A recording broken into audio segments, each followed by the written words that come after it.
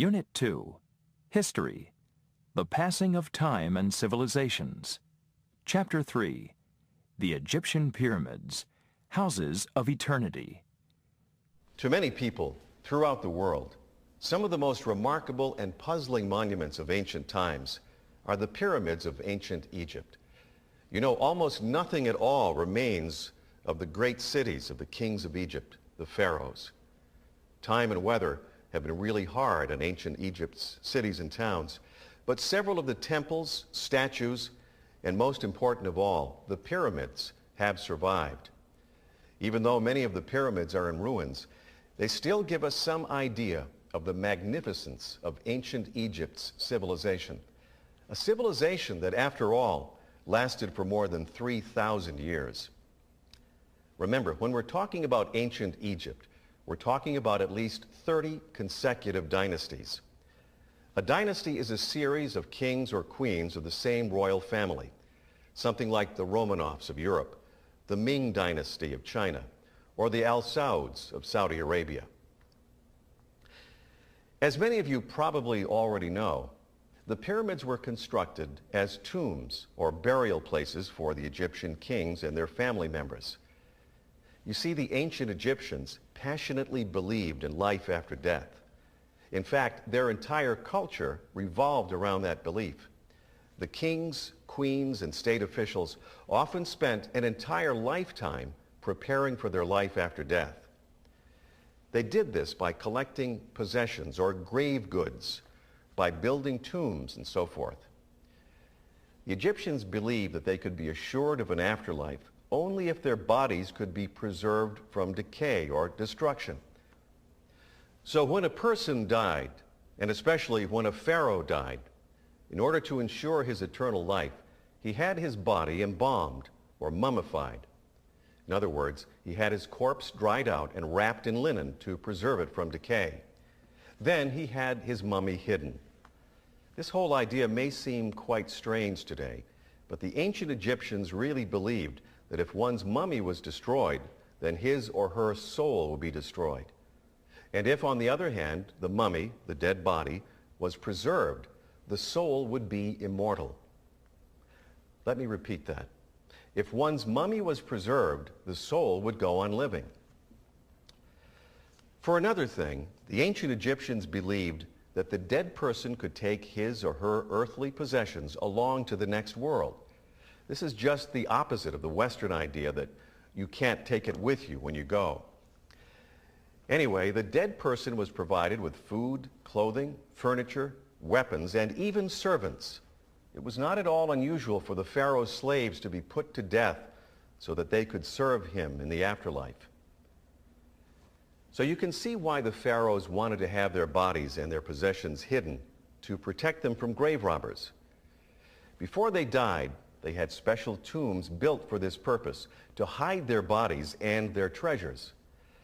In the early years of ancient Egypt, these tombs were the pyramids, the vast burial chambers that were built to fool the grave robbers. Unfortunately, the grave robbers almost always outsmarted even the most powerful and the most careful of pharaohs. They broke into most of the pyramids or tombs and stole the food and other treasures they found. They even desecrated and destroyed the mummies of the dead. Needless to say, they would not bother a poor person's grave. These grave robbers even banded together into organizations or brotherhoods. Just imagine a grave robbers' union. Now, as for the actual construction of the mighty pyramids, it was during the first and second dynasties that the kings and nobles of Egypt began to construct the type of tomb called the mastaba. The first and second dynasties lasted from about 3100 to about 2665 BCE. Mastaba, by the way, comes from an Arabic word meaning bench or long seat. A mastaba looked like a low, flat-topped rectangle, something like a low bench or a shoebox. Essentially, the pointed pyramid was no more than an extension upward of the flat-topped mastaba. The first typical pyramid, or at least what most people generally think a pyramid looks like, was built during the Third Dynasty, which lasted roughly from about 2664 until 2615 BCE.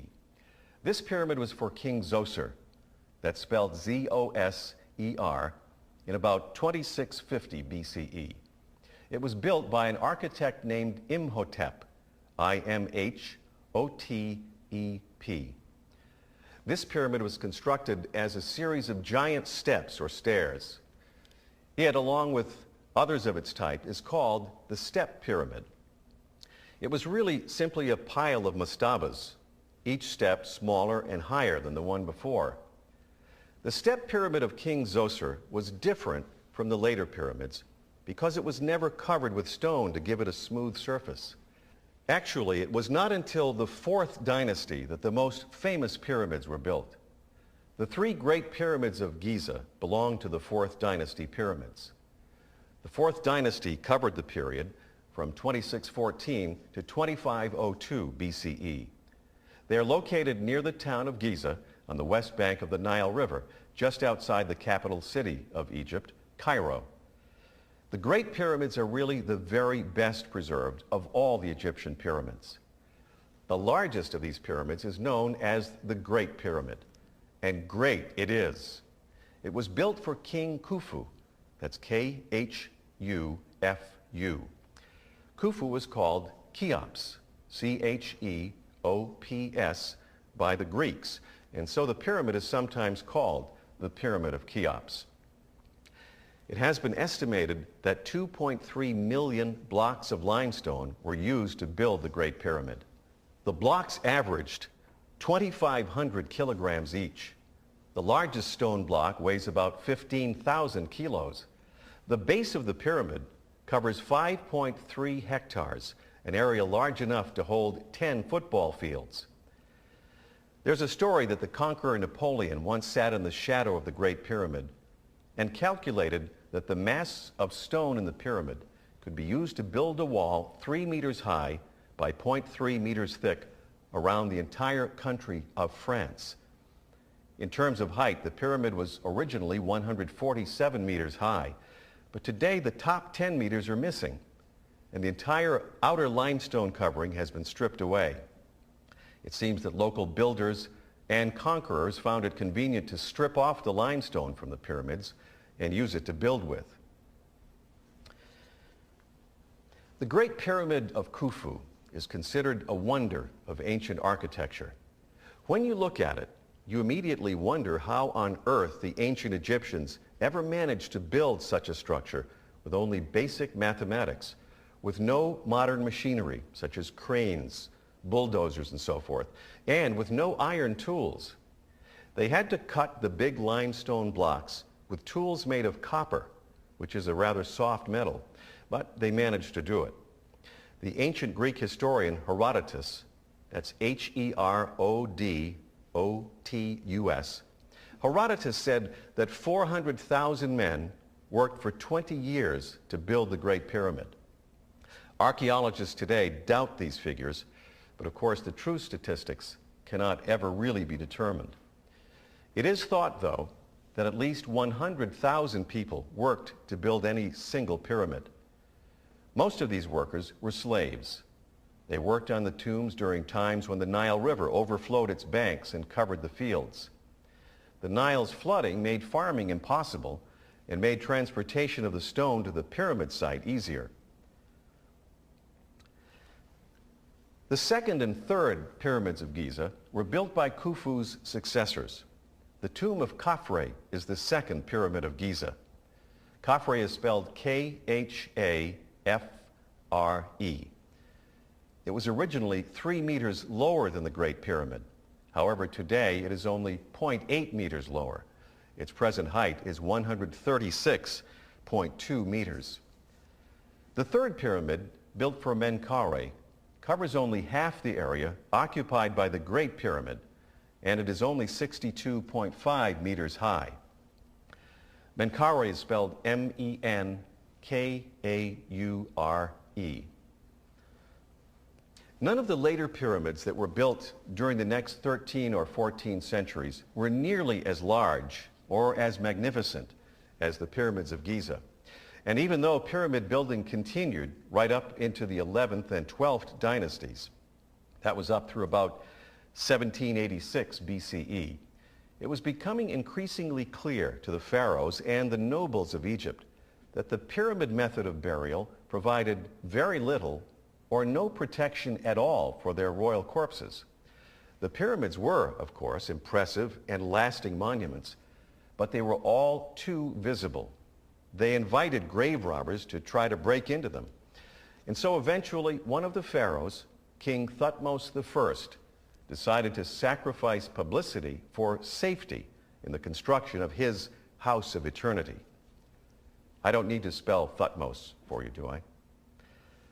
Instead of ordering the construction of a pyramid, Thutmose had his tomb dug out of the rock of a valley, far from the Nile River and far from Cairo.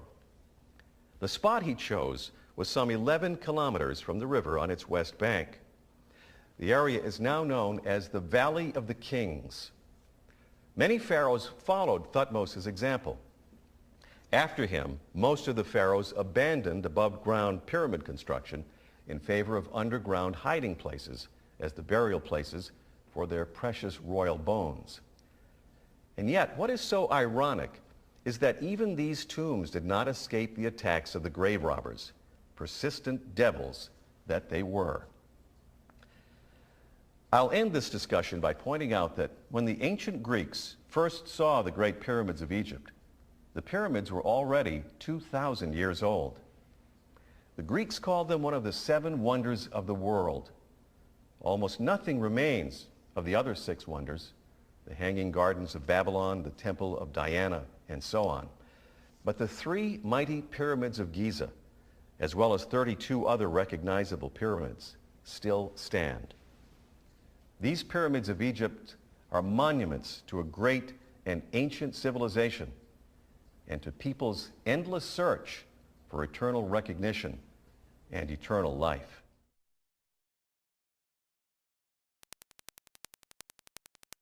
Unit 2, History, The Passing of Time and Civilizations. Chapter 4, The First Emperor of China, Building an Empire and a House of Eternity. The fields of history and archaeology go hand in hand. Let me explain what I mean. History is often the story of a particular person, a person like the Emperor Napoleon. Or history is the story of a nation, such as the country of France.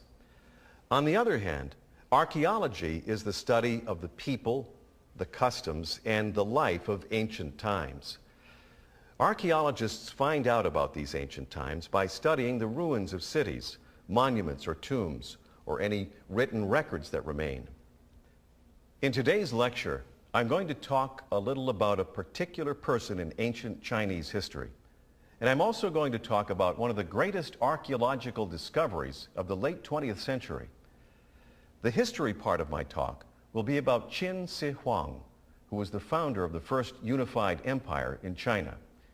He lived between 259 BCE and 210 BCE, and he is often called the first emperor of China.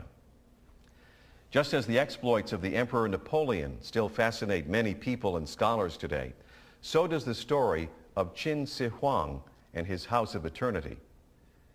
Today I'm also going to be talking about what has been found to date in the area of Qin Shi Huang's tomb. We don't know what additional treasures of Chinese history and culture will be found in the tomb or tomb mound in the future, but what has been discovered so far is an incredible find for ancient Chinese history and archaeology. To set the historical context for the excavation of Qin Shi Huang's House of Eternity, I'd like to first talk a little about the man himself. His name was Ying Tseng, and before he unified the empire in 221 BCE, China had been torn apart by wars between 7 regional kingdoms. Under the leadership of Ying Tseng, one of these regional kingdoms, the Kingdom of Qin, eventually defeated the other 6 kingdoms. Ying Tseng's defeat of the other 6 kingdoms accomplished 2 things. First, it ended the power of these other 6 kingdoms. Second, the unification of the 7 kingdoms started a centralized imperial system that lasted more than 2,000 years. When he became emperor, Qin Shi Huang did a number of things to unify and protect his empire. First, he standardized the system for writing Chinese characters. Prior to his unification of the empire, the writing of Chinese characters varied in the different kingdoms. When Qin Shi Huang became emperor, he decreed that a standardized system of Chinese characters was to be used throughout the empire. Next, he decreed that there would just be one system of weights and measures and one system of currency, rather than many different systems, as had been the case before unification. To protect his new empire from the barbarian tribes to the north, he ordered the construction of the Great Wall of China. Now, there were already small walls scattered around the northwest frontier of the empire, but Qin Shi Huang had these walls joined together to create 1,500 miles of fortification and protection for his empire. Qin Shi Huang also began an enormous road building project. In the second year after unification, construction of 3 major imperial highways was begun. These highways eventually stretched approximately 6,800 kilometers, or 4,225 miles, throughout the empire. Just in comparison, by the year 150 CE, the Roman Empire's road system was about 5,984 kilometers, or 3,718 miles. The Roman Empire system stretched all the way from Scotland to Rome and then to Jerusalem. Qin Shi Huang also began another large construction project, the building of his tomb or mausoleum. It seems that as soon as the emperor gained power, he became preoccupied with death and with constructing a magnificent house of eternity for his afterlife. At this point, I'm going to segue from talking about the biography of Qin Shi Huang to talking about the archaeology part of my lecture. Let's see. Okay, as I mentioned, when Qin Shi Huang became emperor, he immediately began construction of his house of eternity. And what an incredible house of eternity it was.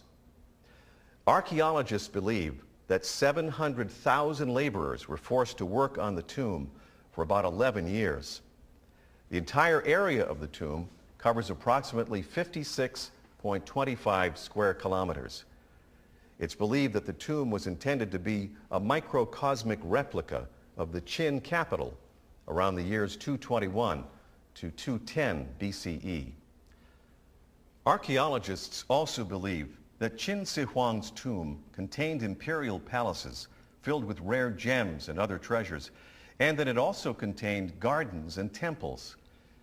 It is even believed that the chemical mercury was pumped through the tomb to create the image of flowing rivers in the tomb area. Can you imagine rivers of mercury in a tomb? A 12,000 square meter area at the site of the tomb has a very high mercury content. In fact, 10 times higher than that of the surrounding areas. So archaeologists think it is very likely the mercury rivers did indeed flow through the tomb area. Without a doubt, the most striking features of the Emperor Qin's House of Eternity are the terracotta warriors and horses found in the tomb area. In 1975, Chinese authorities built a museum on the excavation site to preserve these terracotta warriors and horses and the other incredible treasures that were being uncovered. Today, the museum covers an area of 16,300 square meters. That means the area is more than 2 football fields long. The area is divided into 3 sections, or what are called pits. Number 1 pit, number 2 pit, and number 3 pit. Number 1 pit is the largest of the 3 pits. It is approximately 960 square meters in size. It first opened to the public on China's National Day in 1979.